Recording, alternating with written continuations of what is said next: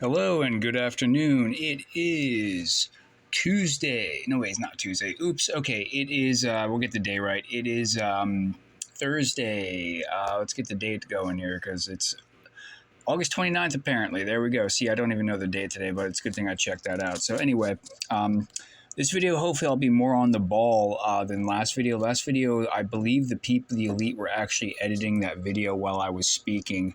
It came out really poor. My diction was very poor, so I'm kind of sorry about that video. I'm not going to delete it because maybe I'll eventually delete it, but and redo it. But it didn't come out so good. Then I was walking around in the heat. It was very hot outside, so I was kind of frying over a bit. But I believe that they were editing that video. Some of what I said in it should have come across better. This is the video on Genesis 6:4, an additional matters on Genesis 6:4, and also I have more to add to that in this video, so we'll get right to it. So the thing is as I said before, like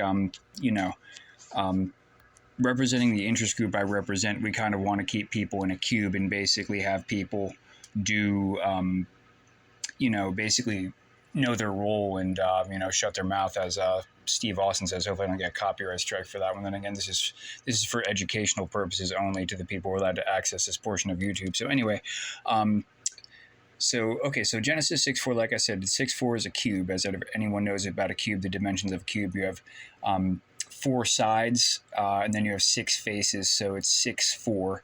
And so this is Hosea 4, basically. This is Hosea 4.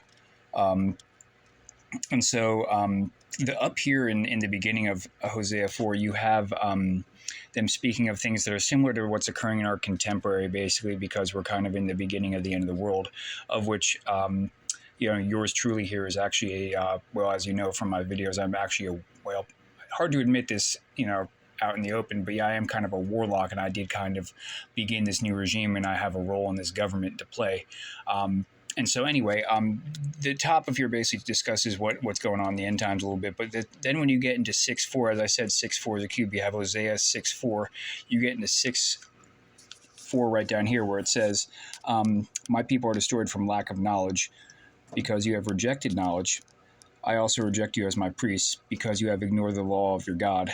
I will also ignore your children. So mostly the part I'm looking for here is my people are destroyed from lack of knowledge. This is kind of an important Bible verse for the whole cube concept too as well. And so basically, my people, our goal is to kind of keep people contained a bit and to keep people from knowing too much about what is going on exactly. And as a result of that, sometimes it destroys people. For example, this is me admitting a playbook a bit about how we work things, about how I would work things and operate a bit, and I really should not disclose this to people, and it offends a lot of people, and I don't really care if you're offended because this is how the world works, and we run the world. Actually, me and my friends, we kind of run the world. And this is the other thing. They always go, this is on a side topic, people always go on and on in town about how I have no friends, but in actuality, my friends are some of the most powerful people on earth. I'm going to shut the heck up about that and say no more about that because that's something I don't talk much about. So anyway, so this is 6:4, like it's a cube. 6:4 is a cube, and so this is an additional part to add to the cube analysis, that my people are destroyed from lack of knowledge because they're kept within a cube framework of what they can and can't know. The paradigm of what's called the dominant paradigm, they're kept in it deliberately, so this way they cannot know certain things, and sometimes it destroys them. And I'll show you an example of just basic stuff. My people are destroyed from lack of knowledge. Let's say doing heroin habitually will destroy you from lack of knowledge, because heroin, of course, is not a good drug and you could OD from it. But other examples of it are something I kind of don't want to admit here because this is going public, or at least going a little bit public. Is that, I guess I will say this, which is that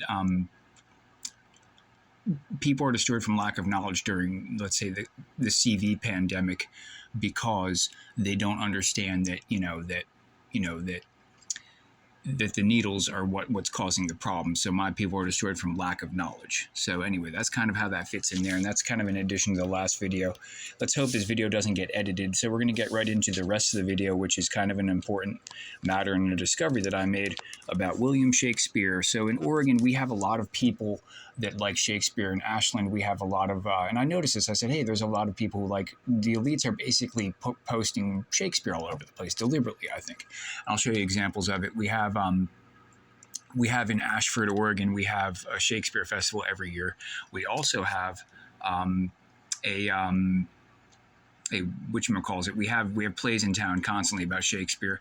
And when my this is unfortunate to admit, but when my father died, it kind of showed the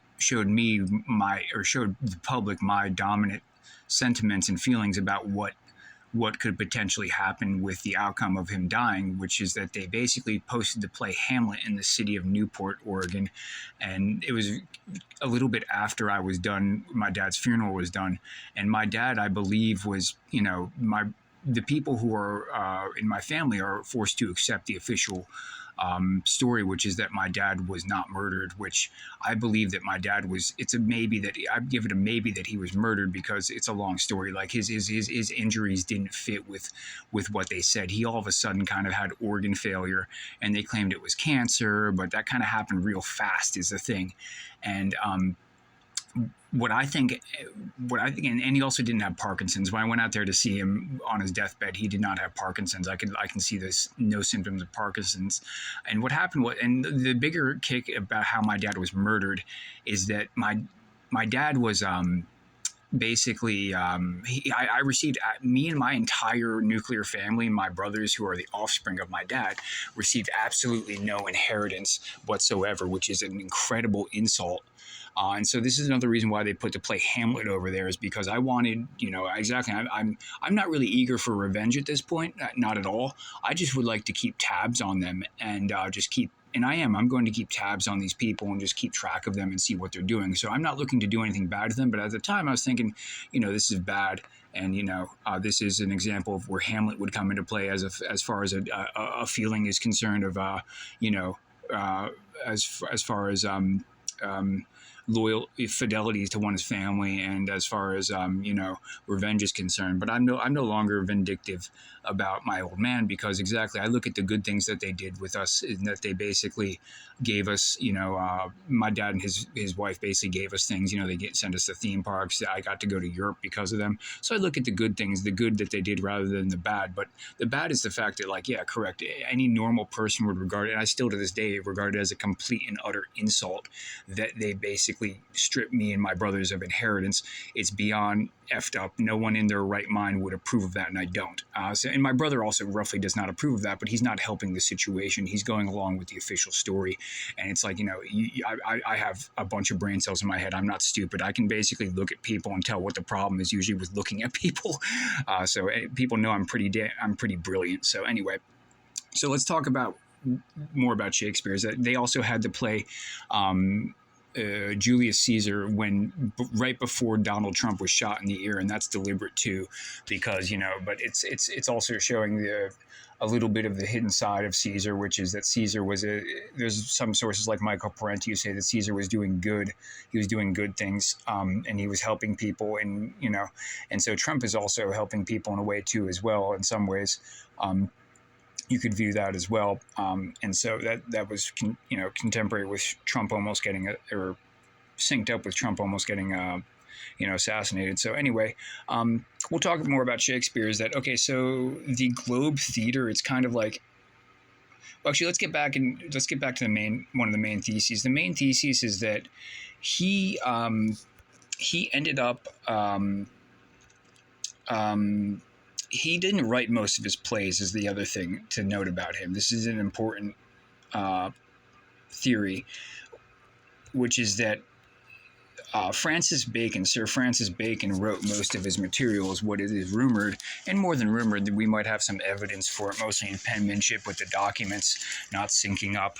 And so with Francis Bacon writing most of his material, it's very similar to people in our contemporary, our pop artists, mostly in the music industry, who don't usually write their own material. Even though I lie to people occasionally, I tell people that they write their own songs. I know full well they don't. Some of these people know full well they don't, because they seriously know way too much sometimes to actually write these songs. Either they know I do believe that they write some of their songs, maybe, but for the most part, they don't write some of them, because they would have to know way too much knowledge to figure out how to put this in a song and hide it in the song to make it. And I'll show you an example as my YouTube videos show, the song Payphone, and also my Odyssey account, the videos I have on there, the song Payphone and the song I'm a Cuckoo are evidences of them not writing their own songs. So it's similar to what we have in our contemporary, and that's why they like Shakespeare's, because Shakespeare didn't really write some of his plays.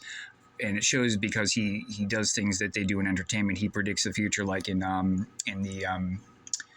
play The Tempest. It predicts slavery coming to the New World a bit, and it was done a little bit before slavery. We have that. We have what other plays?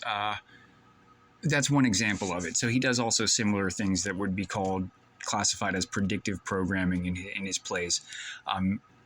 So anyway, the next thing about William Shakespeare is that, he was almost as popular as, let's say, the Bible was in some ways. Some of his plays were, and he's kind of competing with the Bible for popularity. And so if you look at like this, people that would worship God would probably be worshiping Shakespeare and his plays a bit more so than God if they really like Shakespeare a lot, because he was really popular at the time and still is very popular.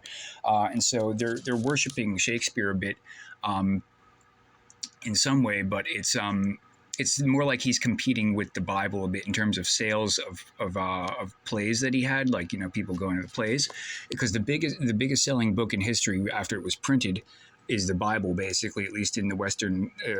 At least with Occidentals and with also with the world in general, it's one of the most successfully selling books. But Shakespeare, on the other hand, he competes with the Bible for sales. I don't know the exact numbers or if he ever outdid the Bible in terms of sales. I'd have to find that out. But that's the case in point that I'm trying to make here, is that he's a major competitor of secular ideas and of quote unquote fictional stories that are basically competing with the Bible for influence. So he's a fisher of men, so to say, like Christ is. So he's a fisher of men like Christ, and I'll show you something interesting that makes him a fisher of men. And as a kid, I had no idea why there would be fishing reels named Shakespeare, but there's fishing reels named Shakespeare, and it really doesn't make any sense unless you really know why they would name it this. And they named it this because exactly he's being Christ-like, and he's competing with Christ for influence, and he's being a fisher of men, because we have that one part in the Bible where Christ gets on the boat, and he has the boat is as Enter the Stars, we'll call him his name, as Casey Brown has stated, that he's on a boat, and he's on the Vesica Pisces boat, basically, because the boat is like a Christ fished shape symbol, basically, because the Vesica Pisces has a bisecting part where it forms a boat fish shape. So, and when you throw your net over, he shared this in a video too, this is his material, which is that it forms a perfect circle. So it's like the other side of the Vesica Pisces that you're thinking with your right side of the brain, which is the spiritual side of the brain. So anyway, what the goal is that Shakespeare instead is a fisher of men, hence why on earth would they name a fishing reel Shakespeare? Doesn't make much sense unless you really know that, like, look, exactly, he's competing with the Bible for influence, and he's trying to get people away from God a bit, because his plays are not really, he mentions God in some of his plays, I'm sure. I haven't taken a look at too many of them, but he doesn't he's not the Bible. Shakespeare is definitely not the Bible, and he's definitely not anything near Christ. So but Shakespeare, on the other hand, is a fisher of men. But for influence for a secular, influence for a story that's not having much to do, and not having entirely to do with God. Okay, so that's why this is named this. And it doesn't, like I said, it just doesn't make sense why on earth the people in secret societies are the ones who did this. They named these reels Shakespeare deliberately. And it makes absolutely no sense unless you know the hidden knowledge and you know this story that I'm telling you behind it, why they would call it Shakespeare. Now it makes sense to you if you're watching this video. And so anyway, the other note is that, his wife was Anne Hathaway, and then we also have Anne Hathaway in Hollywood. And anyway, next topic is that the Shakespeare had the Globe Theater, and the Globe Theater is like he's basically, this is case in point of he's basically bringing you down a path of lies, basically, and upon a path that you probably, this is at the time, they were just beginning to kind of they always had a round earth concept, but he kind of sunk it home with the round earth concept a bit here too as well. And that the theater is called, of course, the Globe Theater, I believe, in London, right? So it's the Globe Theater. And so it's not the flat plane theater or the eyeball flat plane theater, as Casey Brown has showed in his videos. So that's one thing about it. And so that's why it's probably called the Globe Theater, because he's trying to, like, mislead people. And so this is case in point of, like, this is pretty much what Shakespeare, roughly what he could be regarded as being about. Or this is kind of like the hidden side of what Shakespeare is about, basically. This is the occult side of him, basically. And this is based off of research I've conducted. I'll conduct more research after I read, because I'm probably going to eventually read some of his plays, just because they have to have something more in his plays. If what we also have, because I also know about The Tempest too, because like I said, The Tempest is a dead giveaway of what that's about. But so anyway, case in point, this is what, this is the hidden side of Shakespeare, and this is a video on it. So I hope you all enjoyed it, and I hope you all have a good day.